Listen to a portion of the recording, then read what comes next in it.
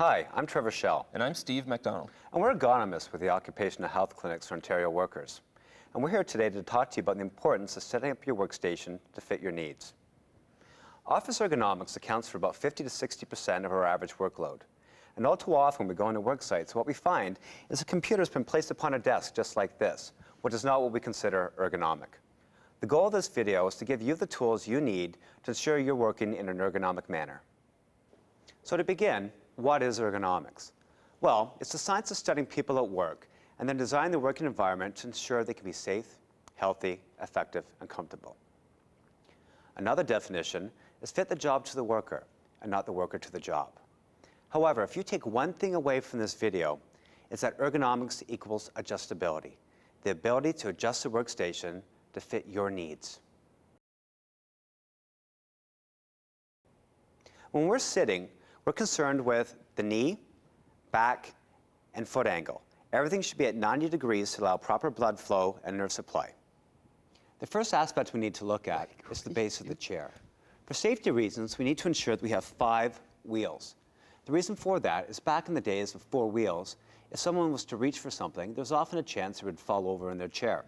So by having 5 wheels, it gives us an increased base of security, so the chance of tipping is a lot less. We also need to look at the type of floor we're working on. If we're working on a hard floor, we want to make sure we have a soft rubber wheel.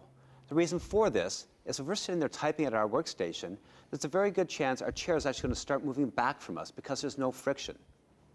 Conversely, if we're working on a soft floor, we want to make sure we have a hard wheel, because a soft wheel on a soft floor isn't going to allow us to move at all. So remember, soft floor, hard wheel.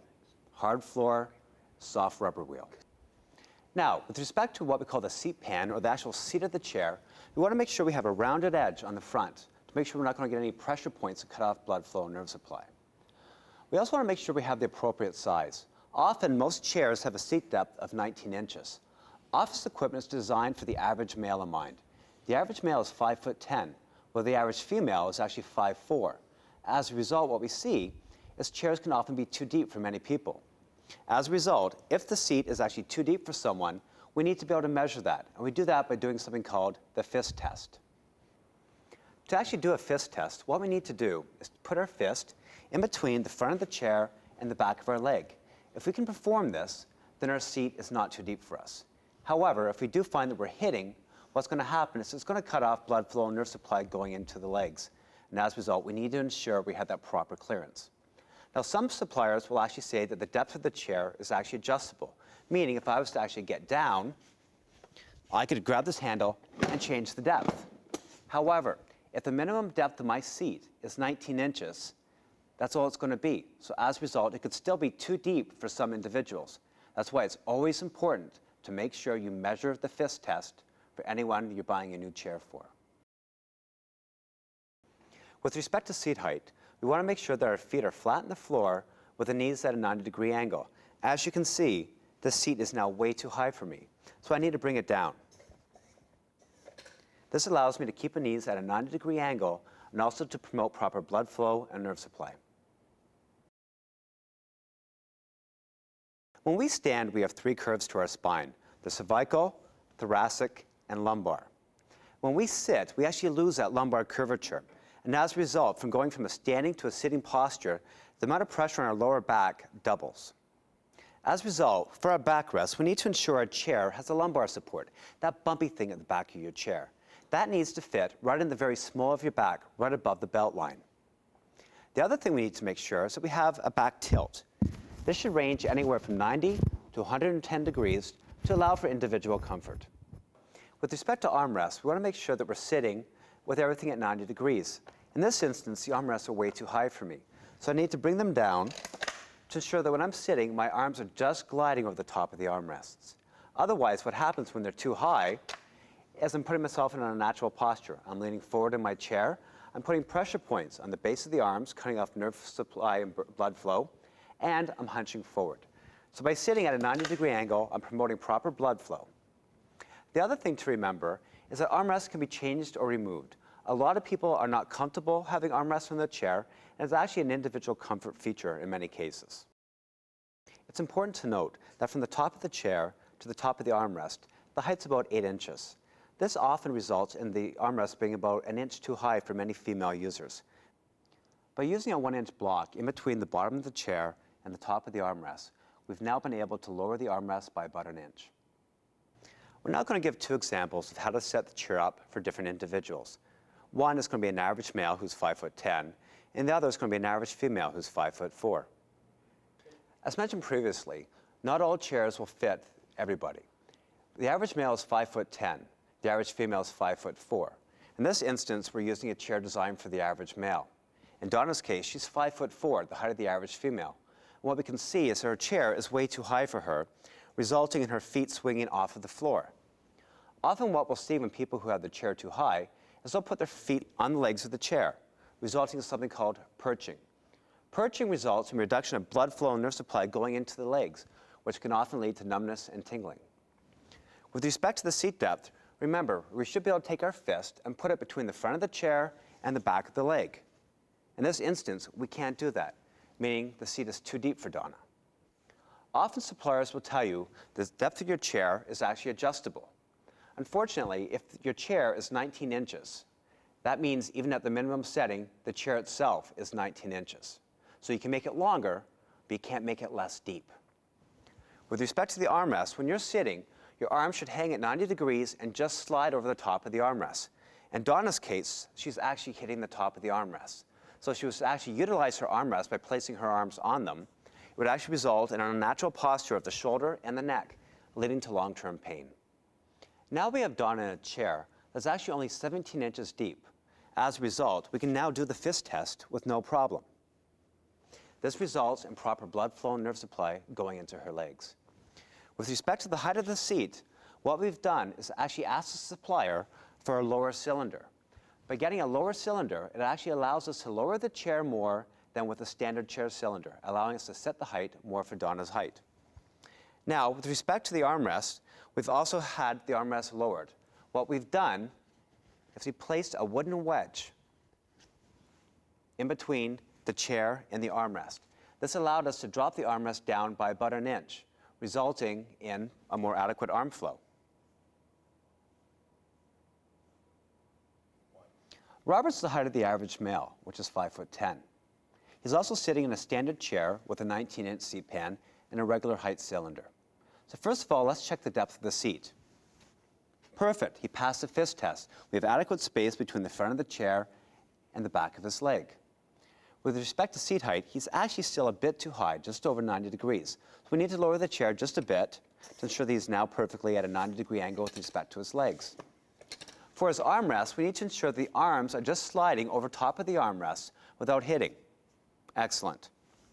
Also, remember that you also need to change the lumbar support to make sure that the bump is fitting into the small of your back, which we've already done previously for Robert.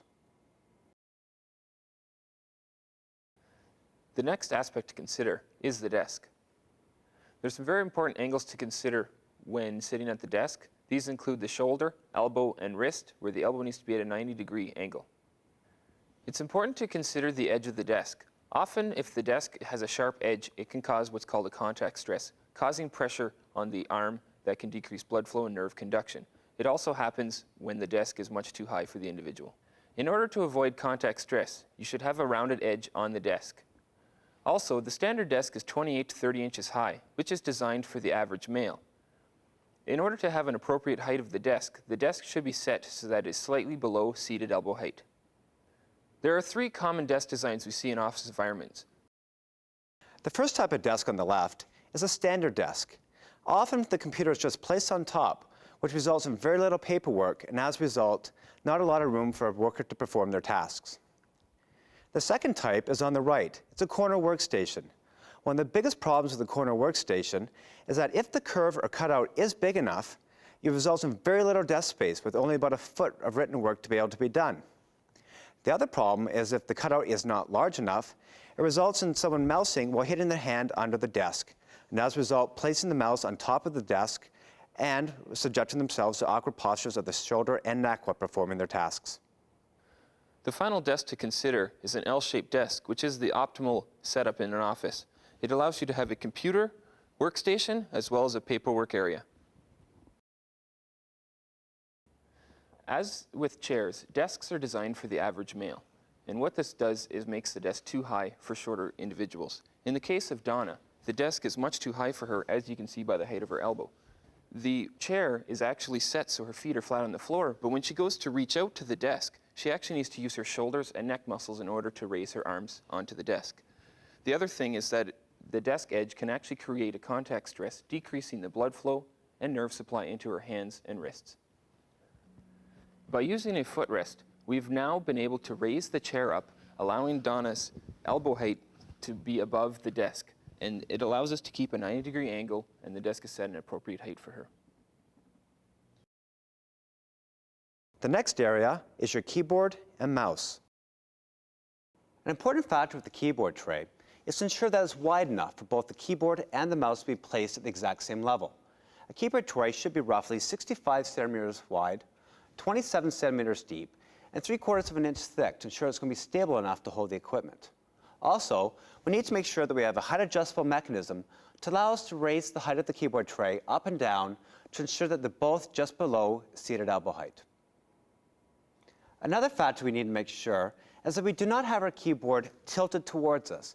This puts us in what they call a positive angle. That positive angle reduces blood flow and nerve supply going into the hands and has actually been shown to increase the risk of carpal tunnel syndrome. What we should be having is our keyboard tray either straight or slightly tilted away from us in what they call a negative angle to promote a more neutral position. Another factor that can actually affect the actual tilt of the keyboard are the feet on the bottom of it. Make sure that the feet are down so your keyboard is actually sitting flat and not angled towards you. When you're typing, you also need to make sure you're avoiding awkward postures of the wrist. A wrist rest can often be used to help keep a neutral posture while avoiding pressure points at the base of the palm when you're typing. It's also important that the mouse is placed at the exact same level of the keyboard. If you're right-handed, the mouse should be placed on the right-handed side. If you're left, on the left-handed side.